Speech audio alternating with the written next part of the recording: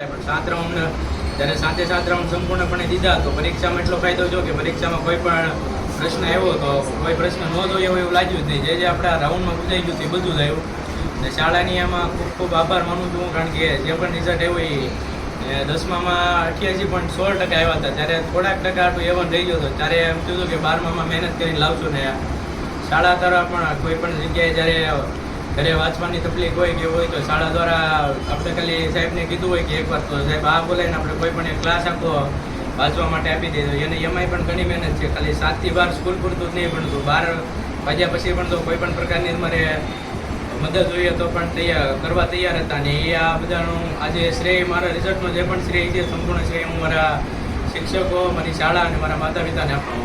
માતા પિતા શું કરે છે? મારા પપ્પા હીરા કામ કરે છે ને મમ્મી સાડીના ચાવણામાં જઈ. માતા પિતા દ્વારા પણ ખૂબ મહેનત કરવામાં આવી છે કારણ કે આખા વર્ષ મહેનત કરીને શાળાની ફી, સ્કૂલની ક્લાસીસની ફી, બધી ફી ને હારવાર જ્યારે પણ આપણે 4 વાગે જાગીએ તો મારા મમ્મી ને પપ્પા બે જાગી જતા ને હારવાર મહેનત કરાવતા. અને આ એટલું મહેનત કરી ત્યારે ત્યાં ટકાવારી આવીને 10મામાં 88.16% આવ્યા. ત્યારે અમારે સાહેબ હતા બલર સર અને એનું સપનું હતું કે ભાઈ એવન લાવે એમ. ત્યારે થોડાક ટકા આટલું રહી ગયા પણ અત્યારે એ સાહેબ તો નથી. પણ આ એવન હું એમને ડેડિકેટ કરું છું કારણ કે 10મામાં એમને ખૂબ મહેનત કરી હતી અને આ સપનું 12મામાં પૂરું જોયું તો અત્યારે સાહેબ નથી પણ એમના માટે આ એક સાહેબનો એમનો પણ આમાં ખૂબ મોટો ફાળો છે.